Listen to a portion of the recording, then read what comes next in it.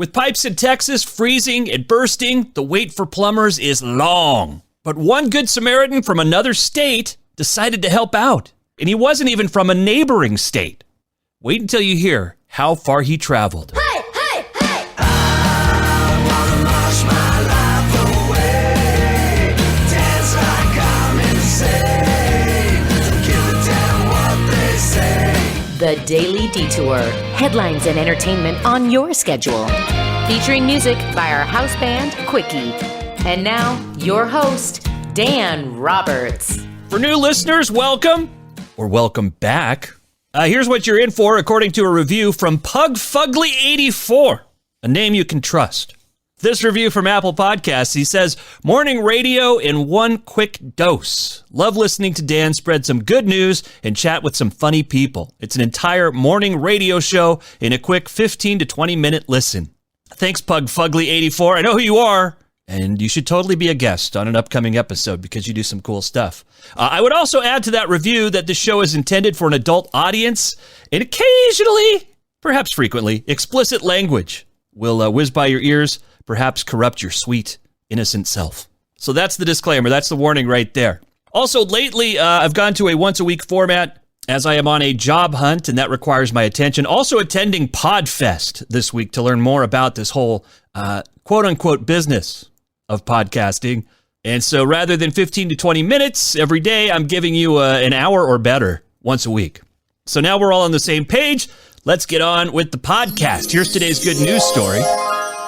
Dateline, Texas, a state so unexpectedly freezing cold this year that its own senator fled to Cancun to avoid it, which I documented in the last episode with my children's story, Ted Fled. It wasn't really for kids. Nothing, again, not a show for kids. Not a filthy show. Not gratuitously filthy, but not a show for kids. Anyway, you know about what happened in Texas. You've seen it every day on the nightly news. Lots of problems there and plumbers in high demand. But this is in its own way like people wanting to get vaccinated. Like this is a need for plumbers on an epic scale. All right, this is the Jerry Bruckheimer disaster movie of plumbing situations. Demand is very high, and there simply aren't enough plumbers to go around. People are waiting weeks to even have their problems looked at. In the meantime, they have no water.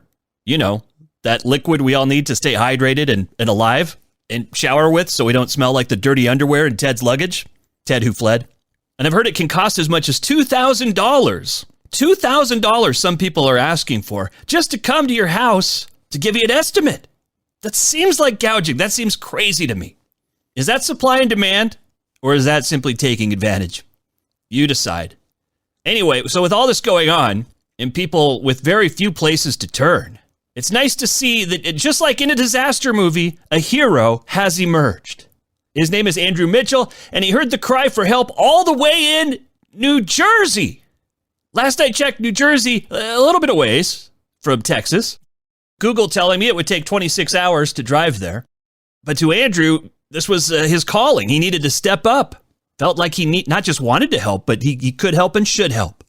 And despite the long commute, he's not gouging people either. He says he routinely only charges people what they can afford. What do you think would be a fair price? That's not going to set you back too much, is it?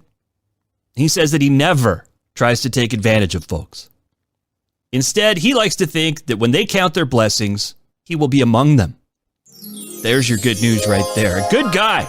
So good he makes the rest of us look horrible. But we won't hold that against him. We love hearing about people like that. People who seem too good to be true, but aren't. They're real. They're still out there. And if you're a longtime listener, if there is such a thing, only been doing this since late November. But anyway, if you've listened to other episodes, you know that every show opens with a good news story like that, and there are more on the brand new Daily Detour website. The link is in the episode description. Coming up later in the show, comedian Andy Kindler, and we talk about all kinds of stuff, ultimately landing on anxiety and OCD, which he has struggled with in his life, and he's very open about it. And so I hope, I don't know, if nothing else happens, I hope that someone listening to this feels less alone by hearing his story and mine, which is less dramatic, but you'll find out. Anyway, you hear it more and more. It's okay not to be okay. And so this falls into that category. As we try to make a dent, right? We try to chip a little bit more off the stigma that's attached to mental health issues. So that's coming up in just a bit. Right now, though, headlines and punchlines. It is time for the news. I love saying news.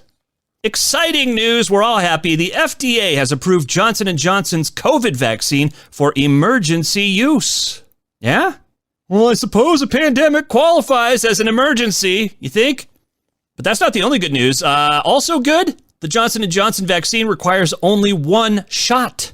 But don't get it in your eyes. It still stings like their baby shampoo if you get it in your eyes. Not as much as other vaccines or shampoos or, boiling acid. Don't get that in your eye. Anyway, I hope you know I'm kidding. The shot goes in your arm. We all know that, right? Shot goes in your arm.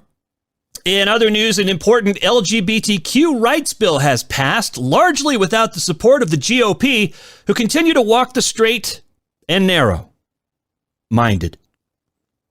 Oh, cover your ears. Cover your ears. We're going to get a little naughty here. Some innuendo swimming your way right now. A strange ocean creature people are calling a sea worm went viral this week after a woman posted a picture of one she found. On account of it looks like a penis. Yep. She found a phallic fish, not a horny halibut, not a prawn Jeremy. I'm very proud of that pun, by the way. But a sea penis worm. Not the scientific name, just what I'm calling it. Keep that image in your head. I mean, everyone that saw the photo, which you can see on the Daily Detour website, everyone that saw the photo agreed this looks like a penis. Proving, ladies, that if you are unhappy with your man, there are plenty of other fish in the sea. That joke I stole from Mark Norman. And I have a link to that tweet and also to his website on the Daily Detour website under Sexy Sea Worm. That's the heading. It might be my favorite comedian, at least my favorite comedian on social media. Anyway, back to the sea penis.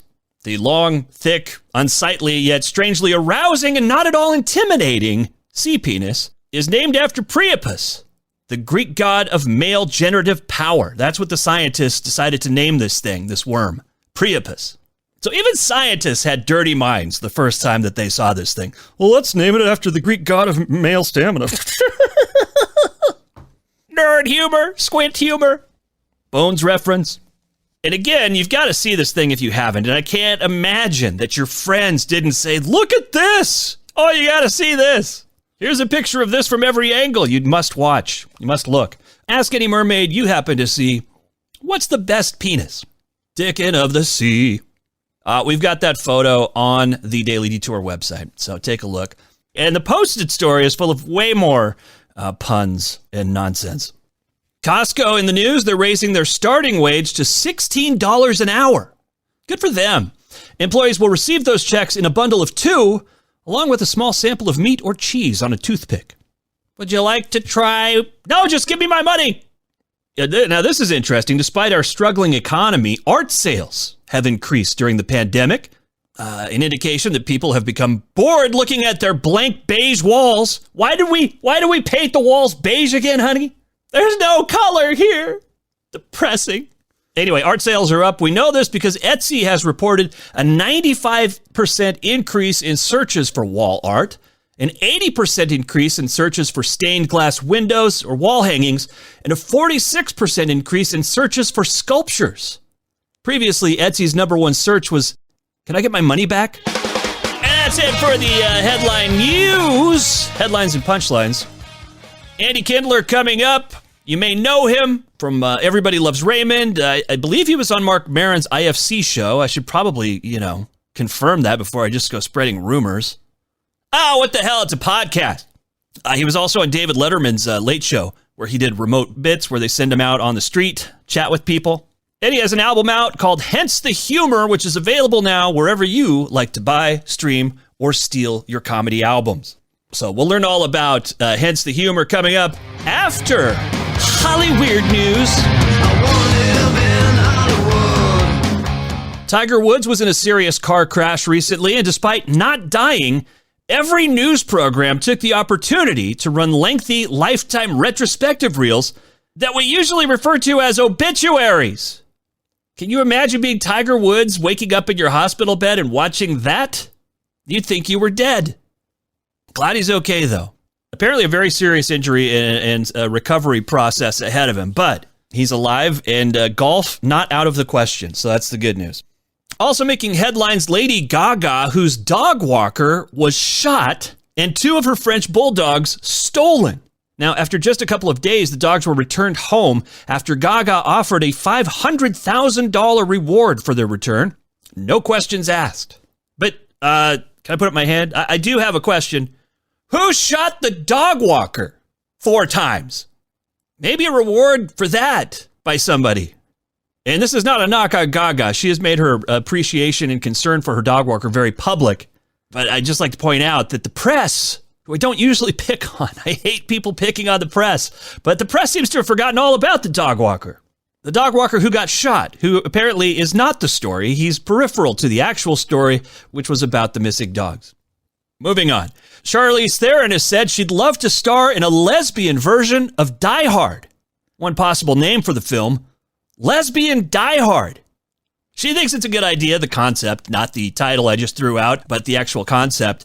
And I'm thinking, yeah, she could play Joanna McClane instead of John McClane, Joanna McClane. And we could have her, up there in the skyscraper taking on terrorists while also rescuing her wife, played by Demi Moore. How about that? Bruce's ex. That's good casting, right? That's meta. That word will be repeated later in the show. And instead of Hans Gruber, the villain could be Gretel Gruber. Just because I like the pun. Because then when you buy the 2 movies together in the inevitable double pack, you'd have Hansel and Gretel Gruber. And as a bonus, we'll throw in a copy of McGruber. Now, I know a lot of people here, Charlize Theron wants to make a female version of Die Hard. An action classic. And they're saying, we don't need a reboot. We don't need to mess with perfection. But I think if you put the words lesbian Die Hard on the marquee, that's going to change some minds. I know I'll be there. And then there's the debate every year, is it a Christmas movie? I don't know, but it's lesbian Die Hard. All right, enough about that. Another Golden Globe ceremony is in the books. This one was virtual, catering to people who prefer to see their celebrities from the waist up. Which is really, when you think about the winners like Sacha Baron Cohen, really the only way that you're safe, that you won't see anything you don't want to see, is from the waist up. So I think it worked out.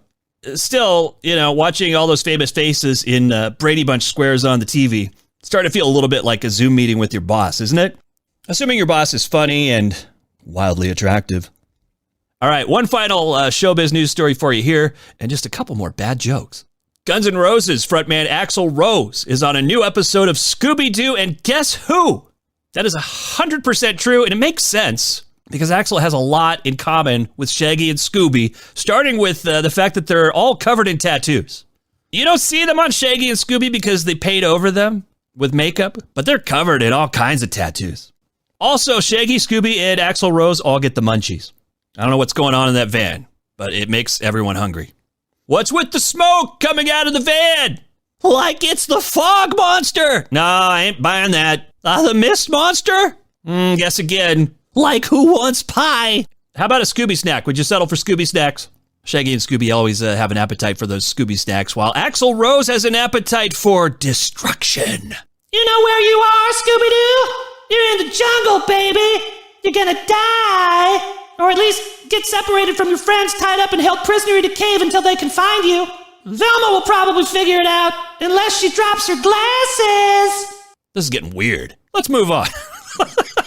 Let's get to Andy Kindler, who I spoke with way back in July, way before the election, way before a COVID-19 vaccine was ready, way before I started spinning signs outside of Progressive for a living, as I am no longer with KZZU, but they have allowed me to include this interview in my podcast, so thank you to them. And the difference between what you hear on this podcast and what I was able to play on the radio, terrestrial radio, is a lot different. So for the very first time ever, you're getting the full Andy Kindler interview, the full treatment, and it begins right now. Let me give you a proper introduction. That way I don't have to slice one in later. We can just do it live. Very nice. Andy Kindler is my guest today. You know him from the TV series Everybody Loves Raymond, The Late Show with David Letterman, Wizards of Waverly Place, Also, one of my favorite game shows, which I'll have to ask you about. You were on Match Game. And, of course, Mort the Mortician, the voice of that character and many others on Bob's Burgers. Also host of the Thought Spiral podcast, or co-host. And Andy has a new album out called Hence the Humor. So we'll talk about all that and more today. Welcome, Andy. Thank you. I finally feel like I have enough stuff going that can justify an interview. Is that right? Yeah, well, it took me so long. I mean, I'm not supposed to say my age anymore, so Did they tell you that? You want to say 30 or 30, 37? I'll mumble my age. But this is my first album I put out a DVD many years ago, but this was the first album I've ever put out, and I've been doing comedy for 35 years. Yeah. So that's what I'm saying. Why now? Well, why now is a good thing, because what happened was I have OCD. And so things take a long time. If I'm left to my own devices, they take a long time. So that's what happened with this. Was like I kind of edited it and I sat on it, and as soon as the quarantine hit, I said to myself, you know what I don't want anymore? A physical copy of an album, because that was what was holding me up. I wanted a physical copy because I wanted to sell them after the show. Okay. But I'll never do that. I'm never going to be around after a show now. You'll never see me. I will descend from the stage in some kind of a capsule that is negative temperature controlled. But no longer do I want to stand with a family that has the sniffles, signing a vinyl Dr. Katz. It's true. That's not what I want. Well, now, because I've asked this question of others, and I've heard others respond to it in other places. Alice Cooper, I'm a big Alice Cooper fan. My listeners know this. I talk about him endlessly because I'm obsessed. But he said once there's a vaccine, and this thing kind of goes away, he thinks he'll go back to normal as far as like meet and greets and all that. But you're saying you're done with it. I would say there's a couple things. Without tooting Alice Cooper's horn too much, I have a feeling meet and greet is more part of his. More people want to meet and greet him. Yeah. Well, but I don't know. I see the lines after comedy shows. People, you have your fans, you have your groupies. Oh, I know. I used to be a hugger. I used to be the whole thing. High fives. But you know what? I think he's right. I mean, like a year and a half from now, maybe. Yeah, so eventually. Right? I'm the same way, because thankfully my company gets it. They're not sending me out to like live events or trying to drum up sales in person anywhere for a client, which is important. I mean, you got to feel for these people though, but yeah, they're not like sending me out to meet listeners or anything right now, which I definitely appreciate, because that is the fear. It's like nothing personal, but I don't know if you've got it, So. Yeah, today I'm going to visit my old grade school where I used to, they send you out to your grade, where there's no ventilation. Let's see. We're an entire crew of my friends, or we're going to have a reunion, and my old principal. Yeah. Am I inhaling COVID, or is that just asbestos? I'm not certain. Whenever I hear asbestos, I think of those commercials where they go, have you seen a Steve McQueen movie? Did you use an asbestos blanket when you were younger? Right. You may be qualified for a big payoff. Did you use a ballpoint pen between the years of 1985 and 1989? Yeah. Well, then you too should get on this bandwagon. Yeah. I still have my asbestos baby blanket. It's the sad part. The sad part was how much you like to snuggle with it. Right. There's so much to talk about. What was I going to say also about COVID? Oh, do you think you're going to be doing these interviews in person at any point? Or do you think you're done with that too? Like it's all Zoom now or however? In a lot of ways, it's revolutionized interviewing in one sense, although I still mostly prefer not to be able to see when I'm on a radio interview. Well, this is perfect for you then. Yeah, I overperform anyway sometimes. So now if I can see you and they can't see me, I'm still going to play to your image. Right. I think in person I do pretty well with people. I don't know. I've done okay, but I'm more, I'm kind of a spaz, which apparently is an un-PC term that I didn't know, but that's what I grew up with. Like, I'm kind of a spaz on the radio, but on camera, I kind of get inhibited. Right. Yeah, I mean, definitely. Once this, if this really does all clear up, then I definitely I'm going to try and weasel out of any in-person interview, because when you look at the 45-minute, LA 45-minute drive either way. But on the Zoom shows I have been performing, it's like I get tired because I'm overacting and I'm zooming my head back and forth to the camera. So it's like I'm just working too hard. Yeah. I have a natural tilt for some reason to my head, which my barber has said that, like, a lot of guys do that for whatever reason. You just Right. relax one side. But on Zoom and such, it irritates the crap out of me. And I'm like, how do I... so I'm just sitting there trying to adjust my pick, basically. Well, that's the thing. I mean, I don't go. And when you said the word barber, that's going to be something that will be people won't remember. You'll have to tell them what a barber was. It's just going to be a that bunch you of went shaved in heads person. out in public. My wife has been cutting my hair, and she's doing a good job. I mean, she didn't tell me to plug it. I'm just telling you she is. Okay, so she's not taking new clients. No, because that would require her touching somebody's head. Yeah. I actually, barbers opened up, salons and everything opened up here. So I did cut my own hair for a while, and I was pretty proud of it most of the time. I learned an important lesson. You want to use scissors if you're doing that. Yes. Not the clippers. Oh, no. Yeah. I ended up with a few dents in my, okay, that's going to have to grow out. But the scissors are great. And then I went and got it all fixed up finally, which was such a treat, such a relief. It's an odd thing to get excited about a haircut, but... Eventually, the novelty will wear off of having unsymmetrical hair. That's the right word. Dissymmetrical hair. You think that's going to wear off? It's that Brian Grazer look. I use this reference. It's so old. My reference is I've got to have Isn't a that the reference producer? updater. Yeah, he used to have that crazy because I couldn't get over. It's like Kid and Play. Remember Kid? Yeah. With the high hair, and Yes. Brian Grazer always had the hair that was the length. Where you're going, you're doing something with the length of your hair. I know you want me to recognize you more because of the hair, and it just never works for me. It never quite got to the Phil Spector level, but it was reaching. It was looking. I don't up and want a saying, professor look or anything. Are you out performing in front of a crowd yet? I thought I heard that you had been to a club or two. I've done nothing, zero. Okay. I mean, like I did a Zoom comedy show. Okay. What happened was I was in New York. I flew back from New York on March 10th, and it was like all of a sudden, when I got to New York, they started to wall up the city, and then all of a sudden, within a few days, it changed. So I have not left my apartment except for brief Howard Hughes type trips To the grocery store or whatever. Not even that. My wife has like asthma and stuff like that, so I can't give it to her because I have OCD, and if something happened to her, all I would care. I mean, I love her, but all I would care about is I'd be blamed, right? So we are not going. It's always the husband. We get our food delivered. It's so great. Oh, that is good. Yeah. No meal. This is unbelievable. I have not had a meal out or a meal in. We've cooked every meal.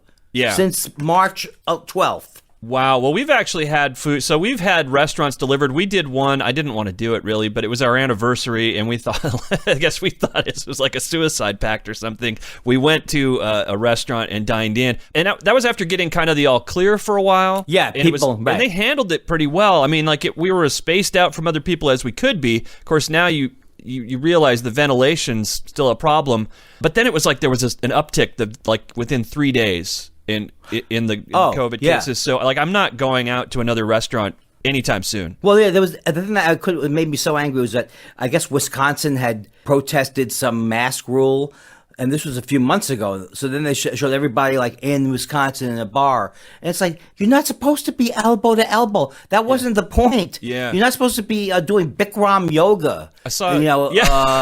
You're not supposed to be playing naked darts, or whatever it is. Is that what you really missed? Was being elbow to elbow with someone drunk who's breathing on you? They say that I saw the quote. I saw the quote yesterday, though. I don't know if this was an actual health official or a politician, but they said that 70%, 80% of cases can be traced back to a single bar in whichever town is having a spike in cases. Oh. There's no, and you hear any story so we felt it was good. So 12 of us who haven't been out, we haven't hung out. We all went to this. We all went to this room. We all had a drink of water. We all passed around. We played spin the bottle. We bobbed for apples. Everybody went for some kind of a thing that they were bound to get it. So my method is going to work until I have to have blood drawn. Right. Oh, I know. I'm not having dental work done. And I've done that. And that freaked me out. But I had to go in. Were they in a separate tube of some type? No, but they had on rubber gloves and they had a mask on, and clearly I couldn't wear a mask because that doesn't work. Yeah, that's the one time you can't. Right.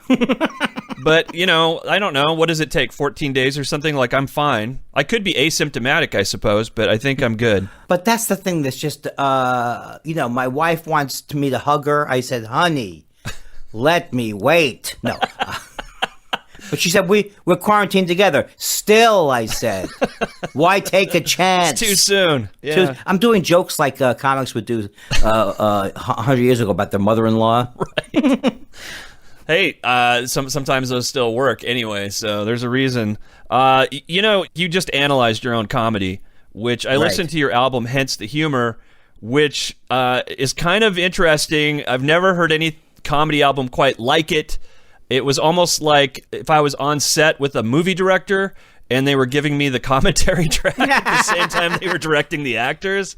Yes. I love that. I love that. That makes me so happy because that's I really was, I don't know how I got onto this riff, but the riff was, I'm going to not stop commenting. The character I was doing was the guy who didn't know that the people at home couldn't see what he was saying, so he had to keep explaining to the people at home. And my favorite part of it was at the end, I actually narrate the crowd leaving. Yes. But I feel just the way I am the most proud of this, and I know it sounds like, who but me should promote it, but I'm really, really proud of it because when I listened to it, it took me so long to put it out, all because of my own inertia, and then I listened to it after years, because I recorded it in 2013, I recorded it with future jokes built in. Yes. So I had things like, hey, I said, I don't know when this is coming out, but let me do some jokes that will, insulate against that. Oh, sir, that's a nice hat. Where'd you get that, with Bitcoin? Right. See? Bitcoin, still current. Right. You missed But the then I masks, said though. President You didn't Boehner. predict the masks, though. I did not predict the masks. So it really is kind of like Meta. Somebody just telling, I tell the joke, I analyze whether I thought it got a big enough laugh. I berate the people for not laughing. I point berated out a few the people various for parts of laughing, too. What's that? You also got a few people for laughing. Yes. You're like, that wasn't funny. Why are you laughing, basically? Yeah. You can't win. You can't win with me. No, so this is interesting, too, because I did laugh out loud. Like, I'm almost afraid to bring this up, but you have places in there where a joke didn't work, and rather than move on, you focus all the attention in the room on the fact that it didn't work. So in addition to being laugh out loud funny and very unusual in its kind of self-awareness, your comedy album also gets kind of uncomfortable in a few places. Yeah, I it's so funny because I have a friend and his name is Ben Fritz. I think he writes for Variety. So he wasn't reviewing my show, but he just, as a friend, he said that he was laughing. And then he was just looking. He was sitting in the car, but looking around, and just he couldn't stop wondering, will people laugh at this? Right. Other people. And I think that's exactly right. But you have your fan base who get this, right? Like, is that a typical Andy Kindler show captured for posterity, or is that a very different show for you? I would think I was I don't want to say lucky, but I think it was lucky because I have been doing comedy for so many years by then that I really was comfortable with what the idea of deconstruction. Mm-hmm. So it seemed it wasn't like earlier in my career with air quotes around it. Earlier, I could try to get outside of myself and comment, but sometimes it would be forced. The thing that was really nice about these shows was I didn't plan to do it a certain way, but like on the first joke and the microphone falls out, that wasn't planned. Right. So then I just started talking about that. So it's really a combination of that's kind of how my style has evolved, and it was a good night for it. Because sometimes you can have your style and it just doesn't work anyway still. So right. This was, I hate to, it's like, I don't know why it's so rare that you don't have much to criticize about yourself. So I am still thrilled that it happened. And also the people can't leave their house now. So they have, it's like people are actually buying it because it's they're looking for any kind of entertainment. Anything. anything. Someone called me up. Can you? And I said, look, it doesn't have to be that funny. It's something I could be slightly amused. And then I sent them over to the link. Perfect. That's absolutely perfect. Yeah. Why did you decide to keep? You have enough material in there, enough laughs that you could have edited it, and no one would be the wiser. So why did you decide to keep in those moments where things didn't work? Well, now I'm going to give you a peer behind the scenes. Yes. The thing that I'm most proud about is it was over 2 nights, that show. And I edited it over 2 nights, just edited it, didn't even worry about continuity or anything. And I can't tell it's over 2 nights. No, I can't either. I couldn't. And you really get that. And at first, see, this is like a special thing, which was the record label. They said, this is so weird. These 2 nights are so weird. Why don't we just release one unedited and then another unedited? But I'm a big believer that I don't want an 1.5-hour album or 2-hour albums or, you know. Yeah, no. You didn't want to do the white album, like a double yeah, LP? I would do yes, if I could do an improvisational number 9, but funny. Number 99, number 69, 69. See how it would have been if the Beatles had been comedians? Weren't they? They were actually pretty Dave's funny. not here. Yeah. You know, you mentioned, I think there's a lesson, backtracking a little bit, there's a lesson in there when you said you went with the fact that the mic dropped out. That wasn't planned. And even in radio or anything, I think that's a good lesson because there's a lot of people that would throw because they have in their head what they want to do. And when things don't go that way, they can just shut down or lose it or whatever. But, you know, there's an opportunity there. If you look at it like an opportunity, you can just roll with it. Stand-up comedy is counterintuitive. So, like, in rock and roll, if you like to use the word rock and roll, you know, you're young, you're angry, and you're ready to do things. You know, you're ready to have you could write the greatest song when you're 21 and record it and stuff. But comedy is different. It's like you get better the more you do it. So this, whatever you want to call, it's not really a character, but just the idea that I can drop the mic, not let that freak me out, and then just choose to keep commenting on it. That's from all the years of doing it. I just think it was like, look, I don't want to oversell. I just think this is the greatest living, breathing recording of a human voice. It's not just funny, it's sublimely funny. Right. And it's meta, right? Oh, I like meta. Yeah, it's meta, and it's also. I wish I could call it a hybrid because that's what the kids like these days. I have a hybrid. I do. It's a mashup. So you have a hybrid Would it be a car. mashup? I'm sorry I cut you off there. This is the one. Now, if I saw you, here's the other thing about why Zoom things are bad, because a lot of times you still get delays. Yes. That's all my comedy needs is another is freezing, camera freezing. When are they gonna? This is the thing. Like this is what drives me crazy watching like the morning news programs and such. When they step all over each other, it's like, okay, it's been like 100 and some odd days now. Like you think you would know, like they know once you stop talking, they're going to. It's their turn. But if you let that pause that's from the technology get to you and you start to feel it, you're gonna step all over each other. And they keep saying, and well, they're getting slightly better at it, but it really did test interviewing styles because you just can't do that interjection so fast. Yeah, absolutely. You ridicule comedians, like other comedians in your act often, and on this particular album, you talk about Jay Leno. I think you mentioned Bill Maher, and I'm wondering if that's ever gotten you into trouble. Like, have they ever responded to you in one way or another? Well, I know Bill. Look, I really can't stand Bill Maher, and so I know, and he knows that I can't stand him. And my brother, is an investment banker, he used to go on this trip every New Year's Eve. You know, he's got kind of money, and he goes to Hawaii every New Year's Eve, and so he sees Bill Maher there. Right. Oh, you knew that Bill Maher used to play? He plays Hawaii every New Year's Eve. New Year's. Yeah. So my brother loves to get me in trouble in a way. It's like a running thing. And my brother knows that I don't get along with him. And so he goes up to me and goes, yeah, my brother Andy Kindler, he makes fun of you in his act. And he goes, yeah, but he made some kind of comment like, where'd he end up? Like he's saying, I won. Oh, yeah. He's saying that he won. Which means you got under his skin. Yeah, it was so good, though. It's so good. Yeah. He went up to Leno once. Because the same thing, he met Leno once, but Leno was more good natured. I mean, Leno, I used to do jokes like Leno has a car that runs from the energy of all the comedians' dreams he's crushed. You know.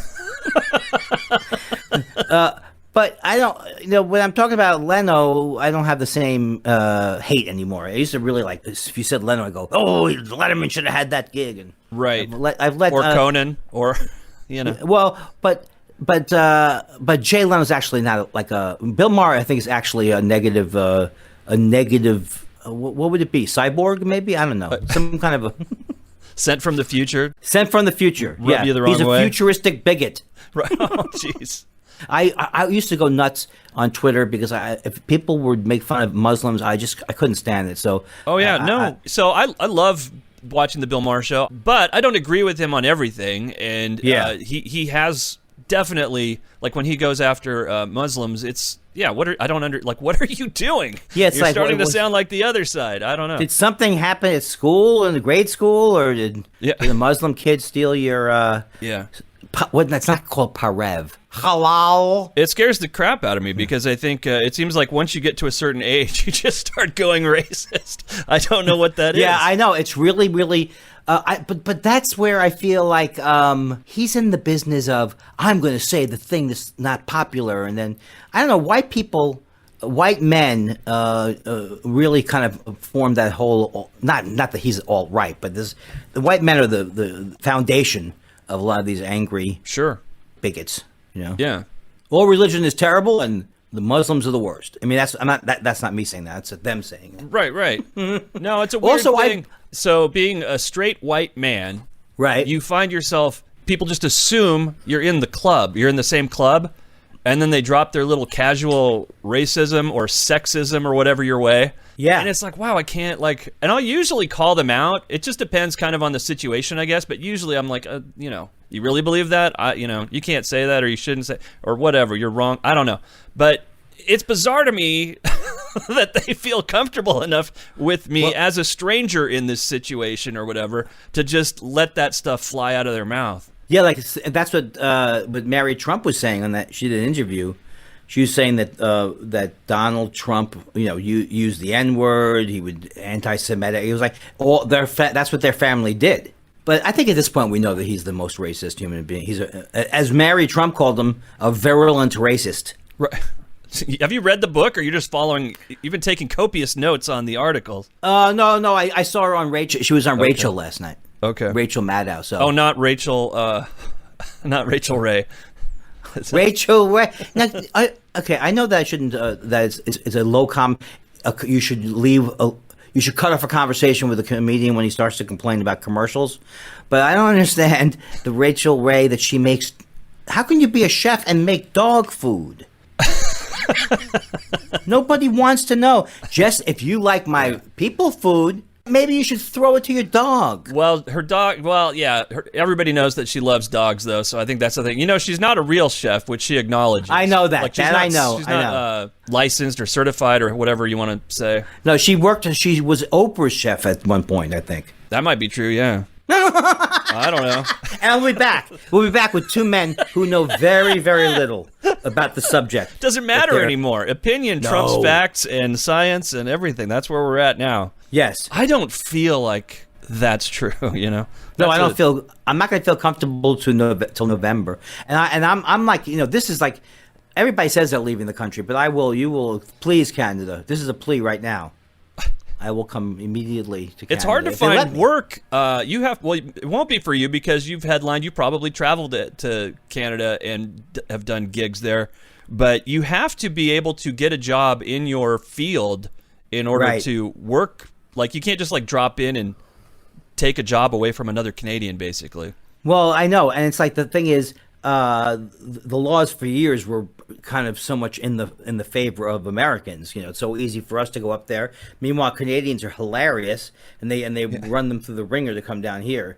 But this is the first summer I'm not at. I used to every year be at the since 1995. I was at the Montreal Just for Laughs Festival. I give a speech every year called the State of the Industry. So this is the first time in 25 years I'm home. Right.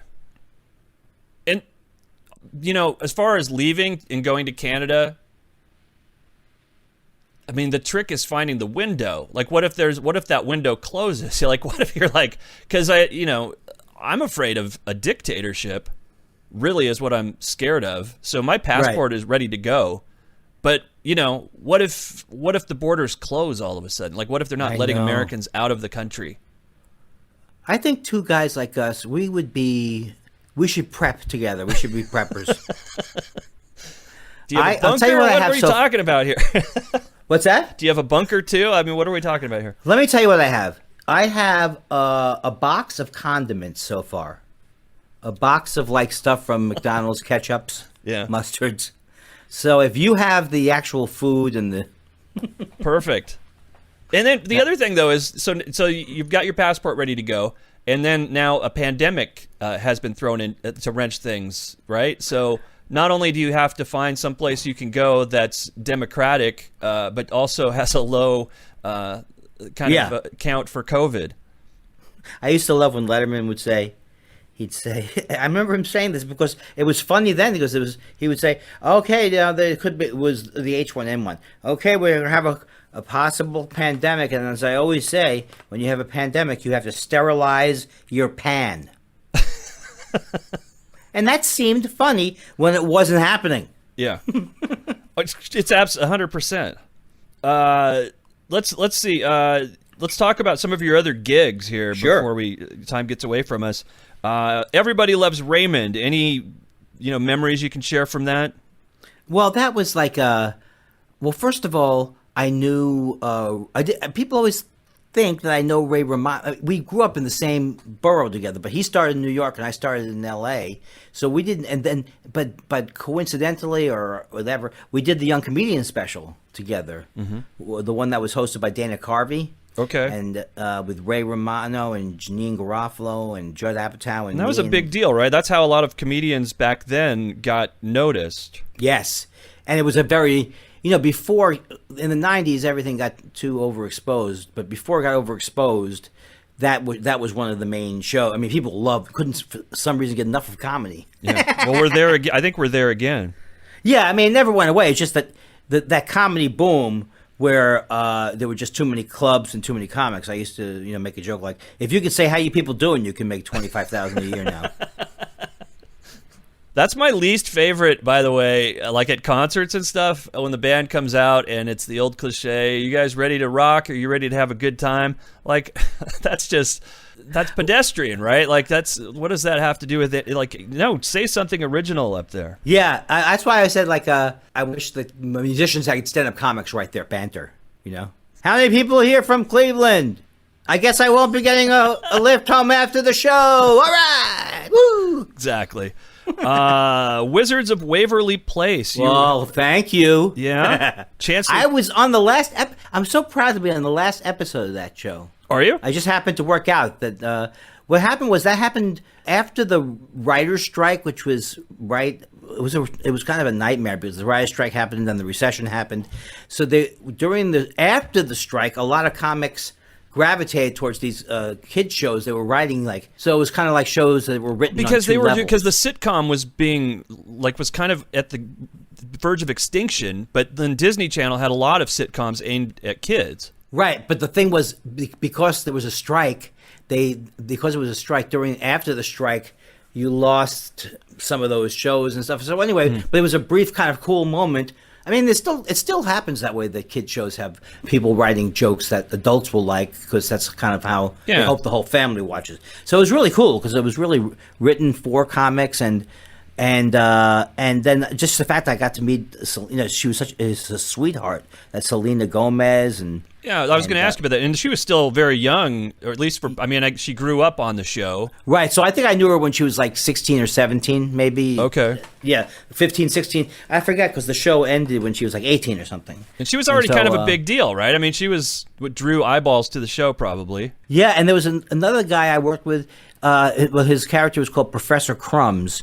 But he was also in Seinfeld. He was a guy who was in Seinfeld. I wish I could remember his name. He passed away about a year ago. So it was really, really fun. I mean, I was really fun. And also David DeLuise was in that show, who's Dom DeLuise's son. Yeah. Well, it sounds like you had a great time on that one.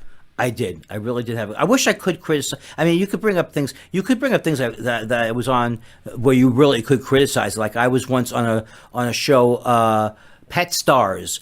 It was celebrities would rate pet tricks. Basically, is what it was. Okay. And because I'd never done it before, I gave like a perfect score to a cat whose owner tied a fork to its paw and then kind of shoved the paw into food. Okay. And they almost kicked me off the show. You're giving 5 stars? I judge comics harshly. I can't judge pets harshly. Right. That's good. Yeah, you gotta know your limits there. You are a regular of many voices on Bob's Burgers, but Mort the Mortician, I think, is the main one. Is that fair? I think it's the only one I do. I was going to let it go and let the people think that I do more than one. I did my mother one. I did Mort's mother once. Okay. So it's Mort and Mort's mother. Yeah. I think IMDb has you as more than that, but that's IMDb for you, I guess. Oh, well, I still am trying to get people to cast me as a very old man. Hello. Oh, I'm old. Oh, my body hurts, for I am old. See if you can get that going for me. I will. I'll work on that. Bob's Burgers is super popular. I love animation. I think there's nothing cooler than seeing your voice come out of this bizarre character. What are your feelings about that whole deal? Well, I started. I mean, a lot of these people on this show go all the way back to Dr. Katz, which was the show in the 90s. Loved it. Yeah, it had the squiggly lines. Yes, it was a Squiggle Vision. Yeah. So a lot of those people were still from go all the way through that show, all the way onto Dr. Katz, like H. John Benjamin, who plays the father. And so it's really really fun. It's easy for me because like the thing I love about Lauren is that Lauren Bouchard, he doesn't go for cartoon voices really. He right. will if he wants, but he wants my voice. Yeah, no, it makes it easier to. I mean, there's people that do voices that are quote unquote cartoon voices that are still very like fun to listen to and everything. But then you also have that genre where everyone's screaming and stuff, and that's I don't know. I never watched the Warner Brothers thing, and I know they're great, but I never. Yeah. As a kid, I was like, I don't know. The speech impediment. Why are they making fun of him? You had too much empathy, and then you went on stage and started ridiculing people. Yeah, and there's certainly mixed messages. Yeah. Well, we're all complicated people, Andy, so there you go. Exactly. Is that, like, dispel the myth of cartoons, or confirm them here, easy gig? Easy days? Oh, yeah, definitely. I'm lucky in that I'm not a series regular. And now that sounds weird, because if I was a series regular, I'd probably be a lot more wealthy. But like my part's really, really easy. But even for the regulars on that show, I think it's very, very much fun. And the interesting thing is that they do shoot it like a sitcom, whereas in the old days with The Simpsons, like The Simpsons had a thing where the animation got sent out overseas, and so they couldn't, the network couldn't comment on it. Mm-hmm. So now they've made sure to have like they actually have table reads, although I don't get booked for them that much, but they actually have table reads, and then so that's kind of fun, but it's really still very, very loose. Half the cast is in New York, half the cast is out here. So that's what I was going to ask. So I was wondering if they were when they record, are they in the same room together, or are they in separate booths, or? Well, for the pilot, everyone flew out to L.A. and they did the pilot out here. But now it's an actual table read in Burbank, but half the cast is still just calling it from New York. And as a recurring character, do you have fans of Bob's Burgers that come up to you after shows? It's so weird. It's so funny because people do. This happened even with Dr. Katz, where people recognize me from a cartoon.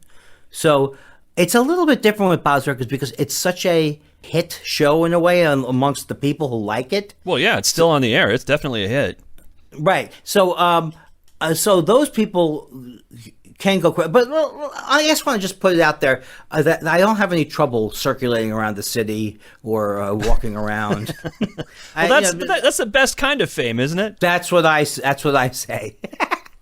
But no, it's true. Have you done any Comic-Cons? Because animation voices are pretty popular at those conventions. Would you? I mean, let's pretend the pandemic never hit. Is that something you've done or would do? I haven't never done it because, like the San Diego Comic-Con always used to happen right around the same time as the Montreal Festival. But I definitely would. I mean, that's the cross. It used to be that the comic book conventions were comic books, but now they're for everything that gets Yeah, they're pop generated culture into- cons, really. Yeah, and so definitely any animated show, and that's what's so big now.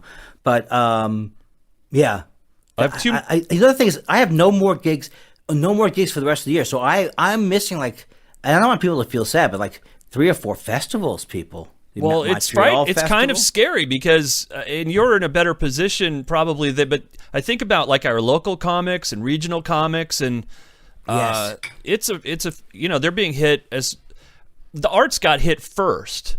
Not Yeah. that they're more important or whatever, but they got hit first, and then it was the staffs of those places, the servers and managers, and I mean it sucks.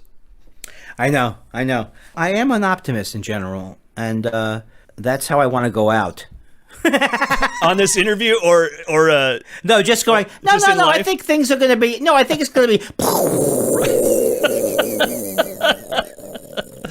that is that's a perfect ending for something. I like that. Yes. Two more shows I want to ask you about. One, Sure. you've been on the new Match Game show, and I want to know because back in the day, it just seemed like they were getting tossed on the Gene Rayburn version. Right. Are they serving real alcohol on the new version? Well, I don't want to disappoint anybody, but I was on the new version in Canada. Oh, really? Yeah, I haven't been on the one. Was it Alec Baldwin or It's something? Alec Baldwin. It's pretty good, and it seems like Yeah. they're drinking. I interviewed someone that was a regular on the Canadian Match Game, but it's been a few years since I talked to her. Tell me your version, and I'll see if it jives with hers. Oh, about doing the Canadian one? Yeah.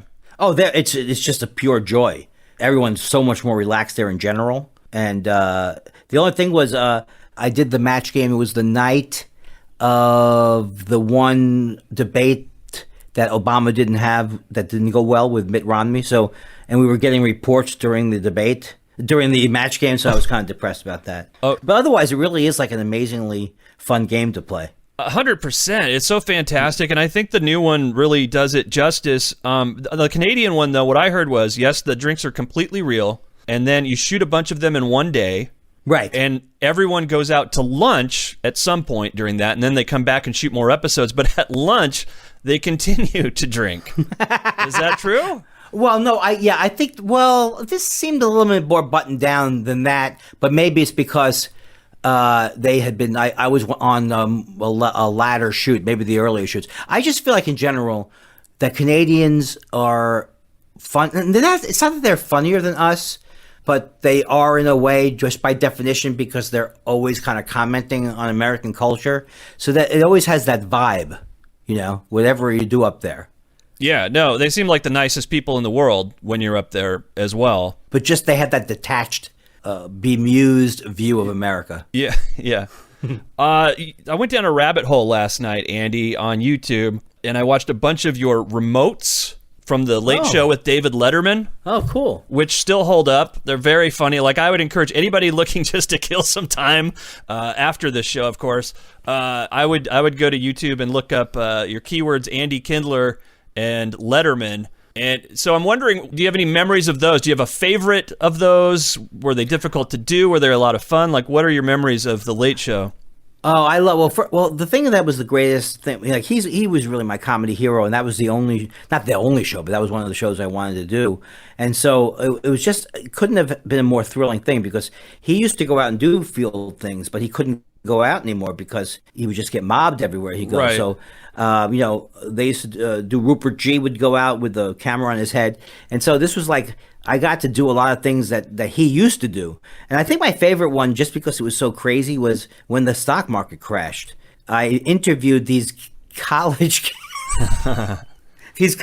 kids who were graduating that year, and I had Paul Krugman on. I don't actually know who Paul Krugman is. I can't remember. Oh, he's a economist. He writes for the New York Times. Okay. So this was just after the big crash in 2008. So I was interviewing all these kids, and then I was interviewing him to see, is it going to get better? And he was just going, no, we're doomed. We're in trouble.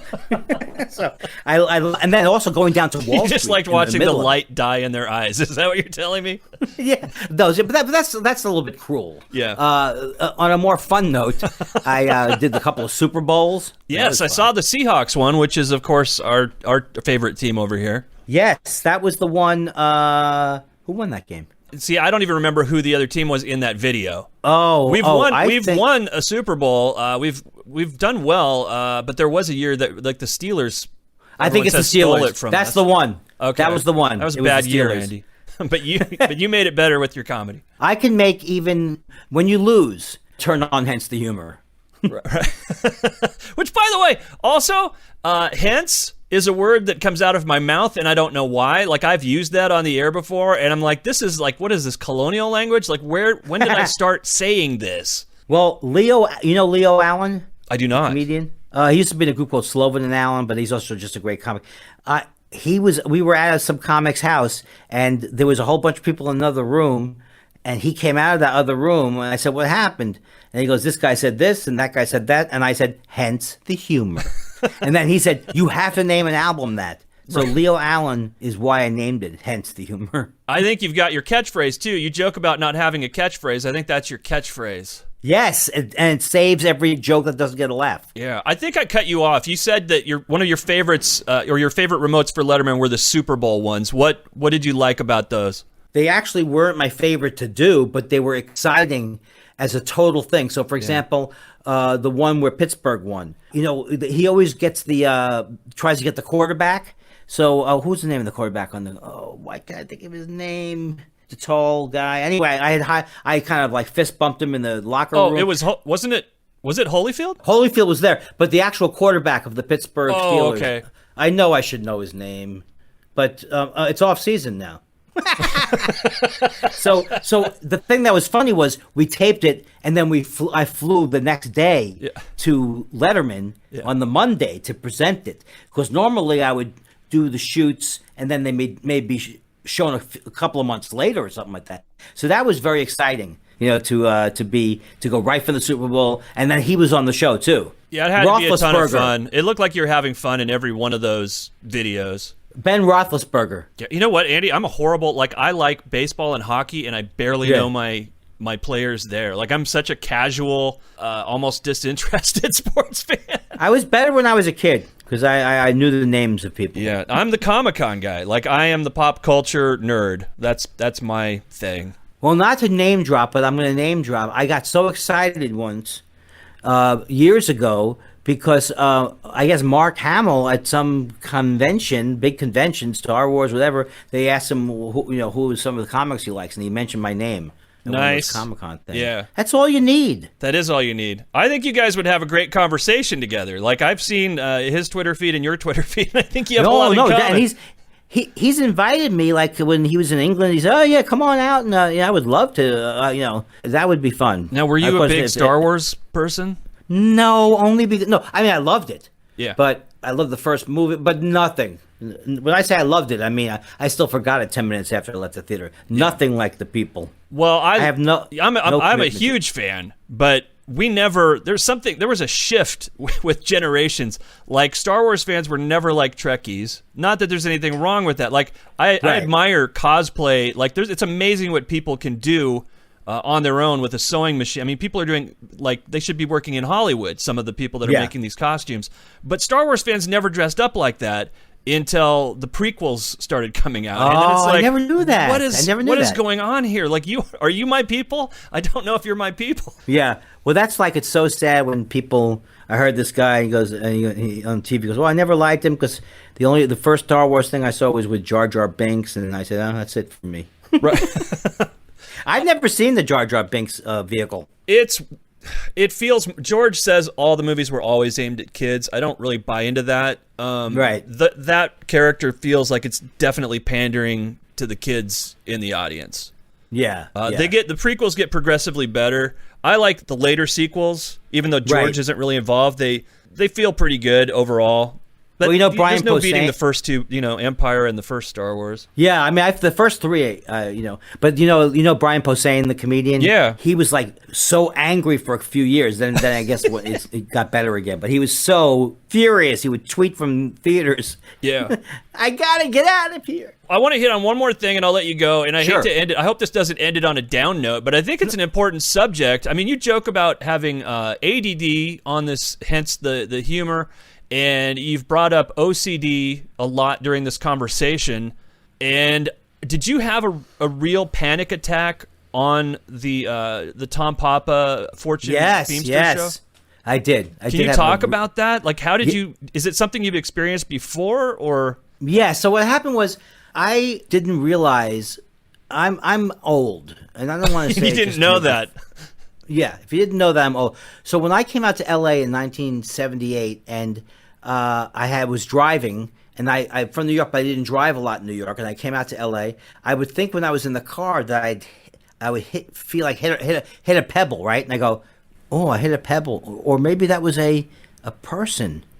And then I would drive around the block and see again, and drive, and then I call the police station and go, first of all, are there pebble people? Are there pebble people? And if so, have I hit them? So back then, it was not a common thing. I mean, people had it.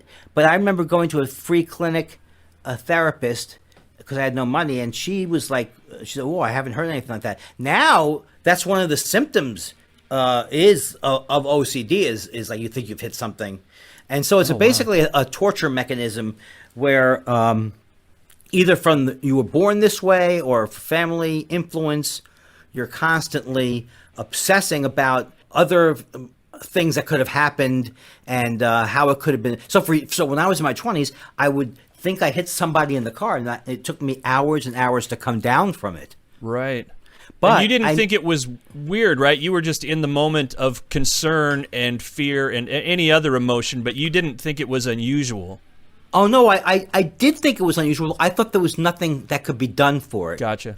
Because that's where as someone who considers themselves to be an intelligent person, I was, and my mom had been in therapy, but for some reason I had this, like, I didn't want to go into therapy thing.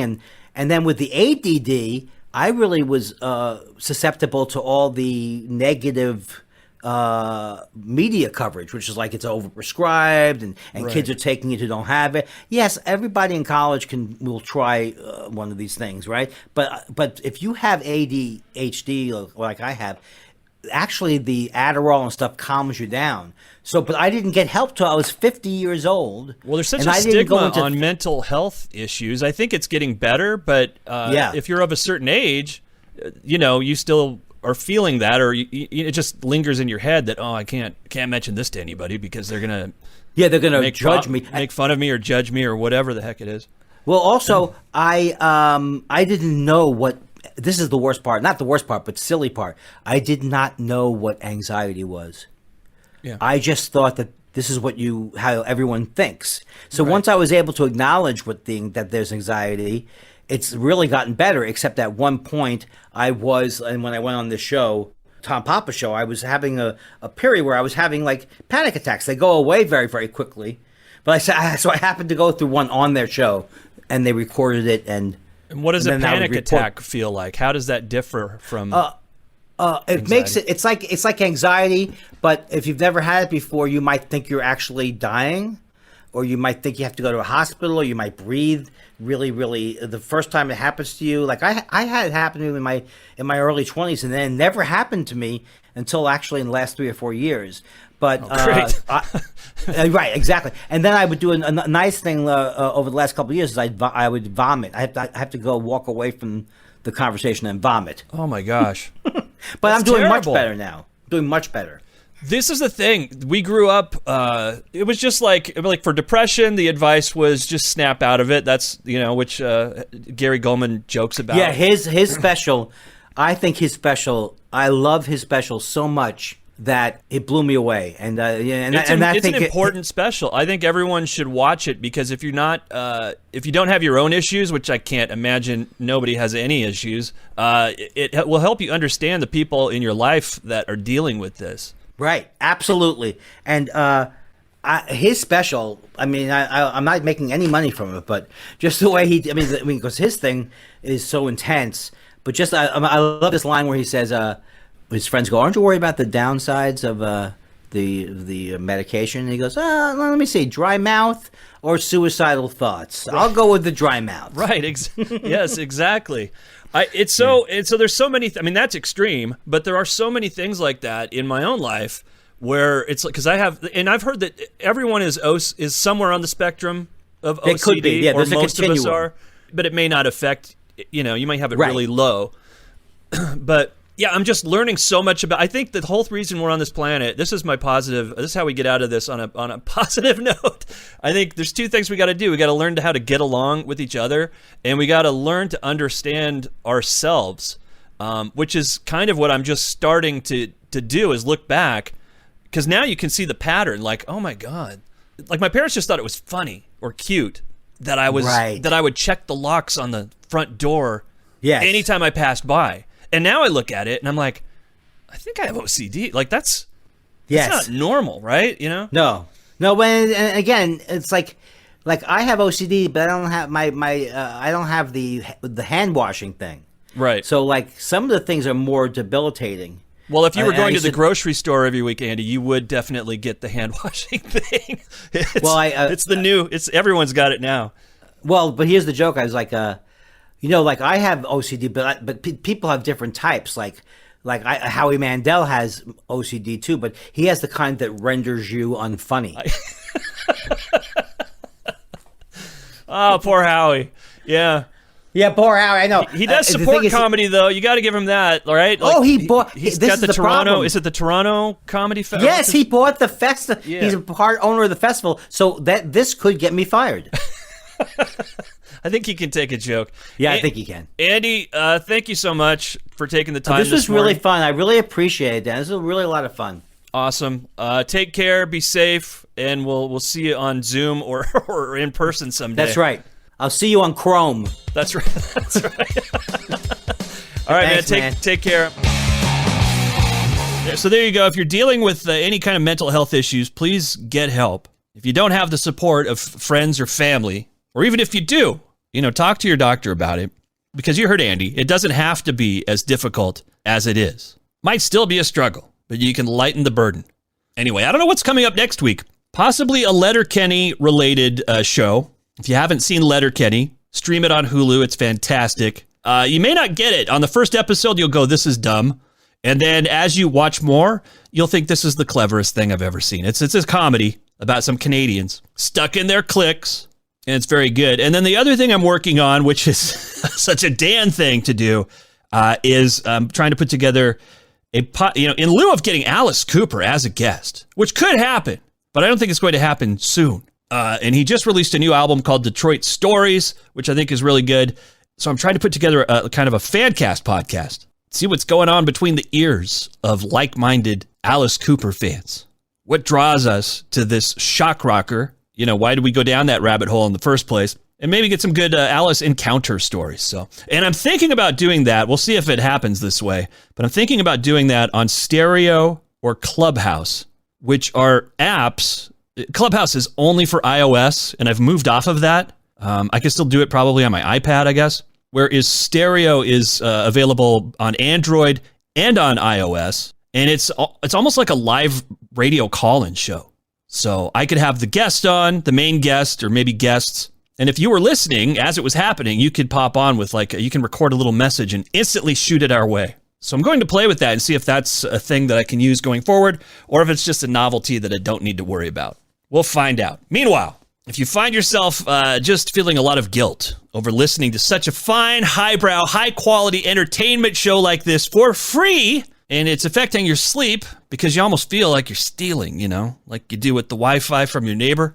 If you would like to support the Daily Detour, is what I'm getting around to, by purchasing a t-shirt or mug, there's a deal going on at TeePublic. They are offering up to 35% off site-wide from March 10th. Mark it on your calendar. Set a reminder. Ding, ding. March 10th through the 12th.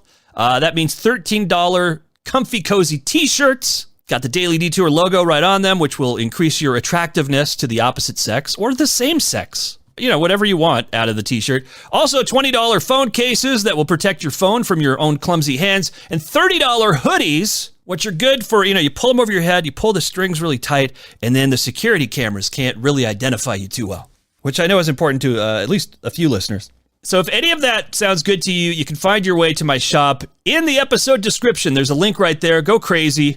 What's in your PayPal account? All right, last episode, I told you about a DDoS attack on my podcast host, Buzzsprout, and I wanted to give you an update on that. No customer data was stolen. I think you know that. It was more of kind of a crippling attack, which I guess is the goal when you call it a DDoS attack. They're trying to overwhelm the servers, get everything to shut down, which the company swiftly took care of. They were on it. But they did a couple of other things that I thought were interesting, which turned this negative situation into a positive. So in addition to trying to overload everything, the criminals were trying to get a ransom. They were demanding money to stop the attack. And Buzzsprout didn't pay them a dime. They took care of the situation without paying the ransom. Not to the criminals anyway. Instead, they donated that same amount to organizations helping with relief to Texas. Those organizations are Feeding Texas and Front Steps, if you're looking to help out yourself. And so people are getting food, water, and shelter as a result of this DDoS attack ransom that Buzzsprout refused to pay to the criminals. So I thought that was pretty cool. But there's a little bit more. DDoS attacks suck up a lot of energy. So Buzzsprout also made a contribution to Project Vesta to help offset the carbon footprint of the attack. So I don't know what one has to do with the other. I feel like, they were attacked. They were the victim. Their only job to protect their business and their customers. That's all anyone's expecting out of them. Get us back online. But the fact that they did those other things, did some extra steps there, helped out, did good in the wake of the attack, makes me feel very good about a company that I already felt very good about. So there you go. I just wanted to share that with you. So we've bookended today's episode with a little bit more good news. And that's going to wrap things up. If you do enjoy the Daily Detour, consider writing a review, just like Pug Fugly 84 did, although you should probably get a different screen name. And if you don't have time to write anything, just, tap those stars with your thumb. And I know you can do this if you're listening through Apple Podcasts or Stitcher. I'm not sure what other apps allow you to do this, do the reviews and everything, but it does help the podcast get discovered by other listeners like you. So I do appreciate anyone that takes the time to do that. That's it. That's the spiel. That's the show. Until next episode, be safe, be well, be kind, and be generous. I'll see you then. You've been listening to the Daily Detour, a production of Basic Bits LLC, hosted by Dan Roberts, music by Quickie, and I'm your announcer, Libbet Wolf. New episodes drop Monday through Friday. Subscribe now so you never miss a moment, and we'll chat with you next time. Hey, hey, hey! I wanna march my life away, dance like I'm insane. Don't give a damn what they say, just march my life away.